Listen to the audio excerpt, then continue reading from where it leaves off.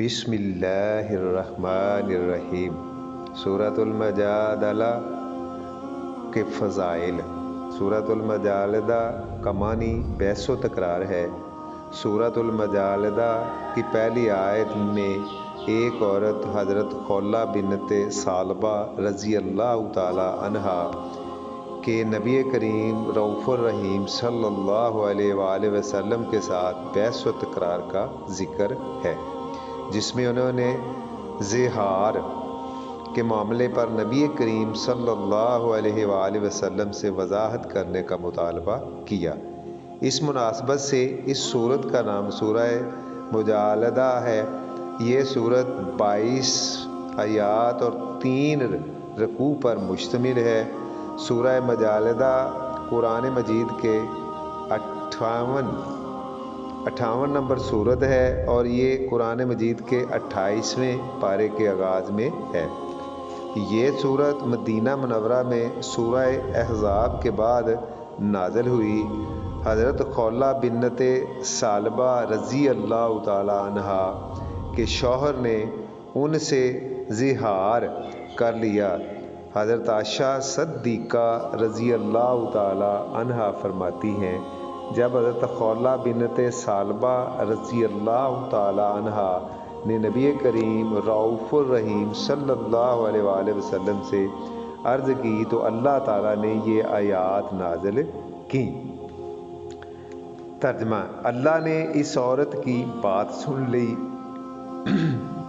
جو آپ صلی اللہ علیہ وآلہ وسلم سے اپنے شوہر کے بارے میں تکرار کر رہی تھی اور اللہ سے فریاد کر رہی تھی۔ سنن ابن ماجہ 2063۔ سورہ مجادلہ کے آغاز میں اللہ تعالیٰ نے زہار سے متعلق تفصیلی احکام نازل فرمائے ہیں۔ زہار سے مراد اپنی بیوی کو ماں، بہن یا کسی بھی محرم رشتہ عورت جیسا کہہ کر جدا کرنا ہے۔ زمانہ جاہلیت میں یہ جدائی ہمیشہ کے لیے ہوتی تھی، یعنی زہار والی عورت نہ کسی سے شادی کر سکتی تھی اور نہ واپس اپنے پہلے شوہر کے ساتھ رہ سکتی تھی۔ اس صورت میں اللہ تعالیٰ نے وضاحت فرمائی ہے کہ مائیں وہی ہیں جنہوں نے تمہیں پیدا کیا ہے، تمہاری بیویاں تمہاری مائیں نہیں بن سکتی۔ اگر زہار کرنے والا مرد دوبارہ بیوی کو ساتھ رکھنا چاہے تو اس کا کفارہ ادا کرے۔ اللہ تعالیٰ نے زہار کے کفارے کی 3 صورتیں بیان فرمائی ہیں۔ پہلی صورت یہ ہے کہ ایک غلام آزاد کرے۔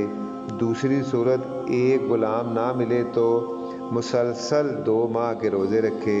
تیسری صورت اگر یہ بھی ممکن نہ ہو تو 60 مساکین کو کھانا کھلا دے۔ بتایا گیا ہے کہ جو اللہ تعالیٰ اور اس کے رسول کی فرما برداری کرے گا اس کا ٹھکانہ جنت ہے، اور جو روح گردانی کرے گا اس کا ٹھکانہ دوزخ ہے۔ سورہ مجادلہ میں اللہ تعالیٰ نے منافقین کے طرز عمل کا ذکر کیا ہے کہ منافقین جب نبی کریم رؤوف الرحیم صلی اللہ علیہ وآلہ وسلم کی مجلس میں بیٹھتے ہیں تو منع کرنے کے باوجود آپس میں سرگوشیاں کرتے ہیں اور مسلمانوں کو تکلیف دینے کے لیے منصوبے تلاش کرتے ہیں۔ اللہ تعالیٰ نے منافقین کو تنبیہ کرتے ہوئے ارشاد فرمایا کہ تم جتنی بھی سرگوشیاں کر لو، اللہ تعالیٰ ہر بات سننے والا ہے۔ تقویٰ اور پرہیزگاری کے علاوہ نبی کریم صلی اللہ علیہ وآلہ وسلم کی موجودگی میں اہل ایمان کو سرگوشی کرنے سے منع فرمایا گیا ہے۔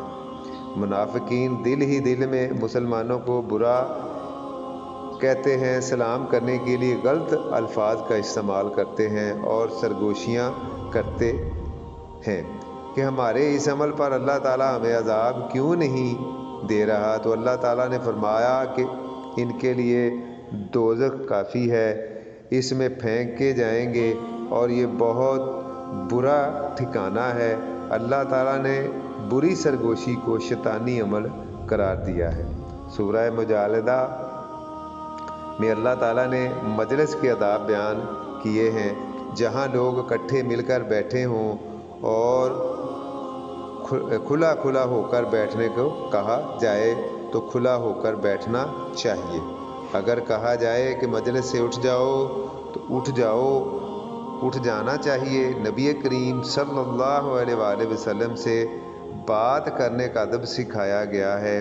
نماز قائم کرنے، زکوٰۃ ادا کرنے اور اللہ تعالیٰ اور اس کے رسول صلی اللہ علیہ وآلہ وسلم کی اطاعت و فرما برداری کا حکم دیا گیا ہے۔ سورۃ المجادلہ میں اللہ تعالیٰ نے منافقین کے منافقانہ رویے کا ذکر کیا ہے کہ یہ لوگ آپ صلی اللہ علیہ وآلہ وسلم کے ساتھ بھی دوستی کا اظہار کرتے ہیں اور ان کے دوست بھی ہیں جن پر اللہ تعالیٰ نے غضب کیا ہوا ہے۔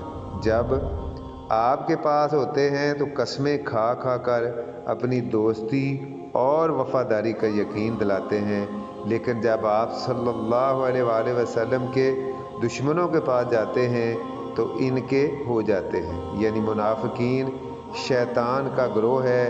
ان کے مقابلے میں مومنین کی وفاداری کا ذکر کرتے ہوئے ارشاد فرمایا گیا ہے کہ یہ لوگ آپ صلی اللہ علیہ وآلہ وسلم اور اللہ پر ایمان رکھتے ہیں اور یہ بھی آپ صلی اللہ علیہ وسلم کسی بھی مخالف کے ساتھ دوستی نہیں کرتے۔ ان مومنین کے ساتھ اللہ تعالیٰ نے جنتوں کا وعدہ کیا ہے جن میں ایسے باغات ہیں جن کے نیچے نہریں بہہ رہی ہیں اور ان میں ہر طرح کی نعمتیں موجود ہیں۔